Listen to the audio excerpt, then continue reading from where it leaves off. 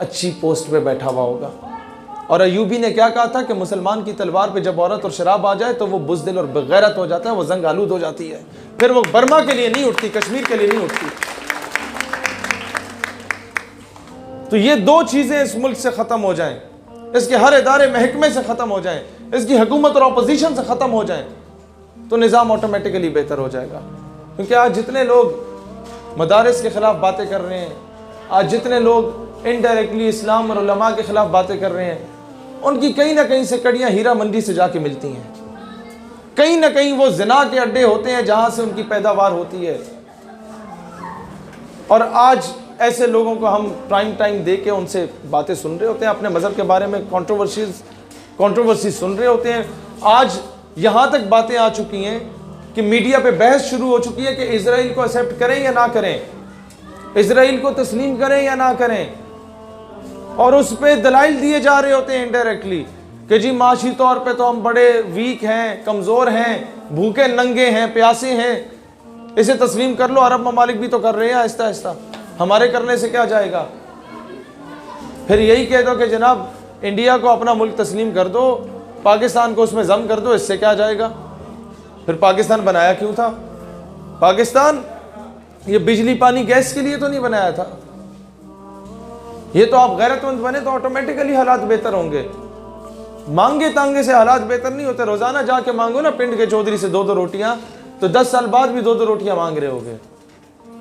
जरा सी मेहनत कर लो ना, तो कम से कम तुम्हारे बच्चे खुद कमाना शुरू हो जाएंगे। इसी तरीके से वो शख्स, मैं बड़ी मिसाल देता हूँ अक्सर कश्मीर के मसले की, कि अगर कोई पिंड का चौधरी आपकी बेटी को उठा के ले जाता है और दूसरे पिंड का चौधरी आता है और आपके घर के एक छोटे से कमरे पे कब्जा कर लेता है, तो आप अपने पिंड के चौधरी के पास जाते हैं जो बेटी उठा के जाएगा, जिसने बेटी उठाई भी आपकी, और उसे कहे चौधरी साहब असी तुहाडे नौकर, तुहाडे पुत्रां दे भी नौकर, तुहाडे बच्चियां दे भी नौकर, सानू ये जरा कमरा ते वापस दिलवा दो दूसरे चौधरी को लो। तो पिंड आपको बेगैरत बोलेगा ना। तो जो आफिया सिद्दीकी उठा के लेके गया, उससे कश्मीर की भीख मांग रहे हो खान साहब, दुनिया हमें बेगैरत बोलेगी। और जंग ये हमारी है, इस जंग को हमने खुद लड़ना है। अब आते हैं कोलेटरल डैमेज पे। एक जगह पे मैं ऑल पार्टीज कॉन्फ्रेंस थी, चेयरमैन कश्मीर कमेटी भी थे, कुछ MNAs MPs भी थे। मैंने यही मिसाल वहाँ दे दी, तो उन्होंने मुझे, एक शख्सियत थी सरकारी शख्सियत, तो उससे मैं आगे कहने लगे कि बेटा आप बड़े उछल कूद कर रहे हैं, आप बड़े समझदार आदमी हैं, अगर पढ़े लिखे आदमी हैं, मुझे बताइए कि इंडिया हमसे 7 गुना बड़ा है, उसकी फॉरेन पॉलिसी ऐसी है, वो ओवरऑल टेक्नोलॉजी में आगे, अगर जंग हो जाती है आपके कहने पे और खुदा न खास्ता बांग्लादेश की तरह हम कोई हिस्सा खो बैठते हैं या हमारे साथ हार जाते हैं, तो कौन जिम्मेदार होगा? आप जिम्मेदार होंगे। मैंने कहा जी मैं जिम्मेदार हूँगा, क्योंकि मौरख 200 साल के बाद जब तारीख लिखेगा ना, वो ये ज़रूर लिखेगा कि पाकिस्तान हारे हुए लश्कर से था, लेकिन मौरख ये कभी नहीं लिखेगा कि पाकिस्तान बुज़दिल और बेगैरत हो चुका था।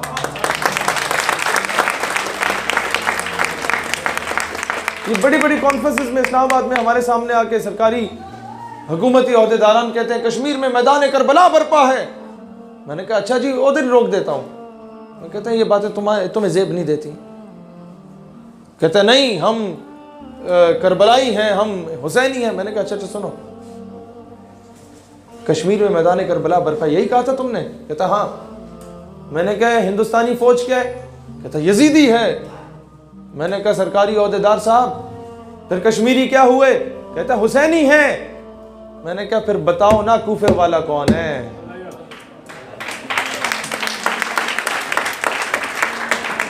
ओह खामोश उम्मत हमेशा कूफे का किरदार अदा करती है।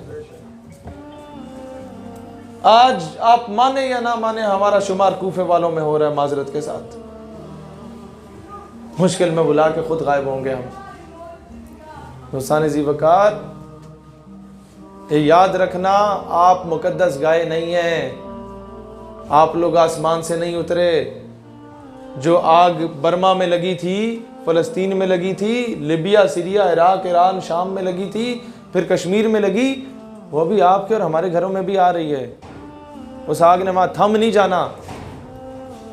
और सबसे बड़ी बात मैं कहना चाहूँगा अपने हुकाम बाला से भी कि जनाब, जो कश्मीर के मुजाहिद बग़ैर तनख्वाहों के शहादतें दे रहे हैं, तुम लोग FATF में आके, तुम लोग ग्रे लिस्ट के चक्कर से डर के, तुम लोग फॉरेन फंडिंग के चक्कर से डर के, तुम लोग फॉरेन पॉलिसी के चक्कर से डर के उनको दहशतगर्द कह देते हो, उनको पाबंदी सलासिल कर लेते हो, उनके कारकुनों को उठा लेते हो। मुझे बताओ ना, मैं आपको बहुत सिंपल सी बात बताता हूं।